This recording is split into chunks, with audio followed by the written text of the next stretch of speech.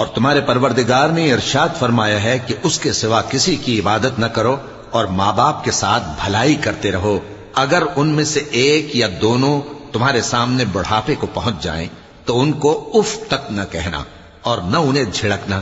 اور ان سے بات ادب کے ساتھ کرنا، اور عجز و نیاز سے ان کے آگے جھکے رہو اور ان کے حق میں دعا کرو کہ اے پروردگار، جیسا انہوں نے مجھے بچپن میں شفقت سے پرورش کیا ہے تو بھی ان کے حال پر رحمت فرما. جو کچھ تمہارے دلوں میں ہے تمہارا پروردگار اس سے بخوبی واقف ہے.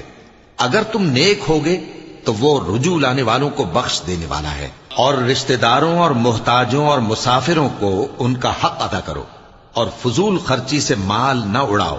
کہ فضول خرچی کرنے والے تو شیطان کے بھائی ہیں، اور شیطان اپنے پروردگار کی نعمتوں کا کفران کرنے والا یعنی ناشکرا ہے. اور اگر تم اپنے پروردگار کی رحمت یعنی فراخ دستی کے انتظار میں، جس کی تمہیں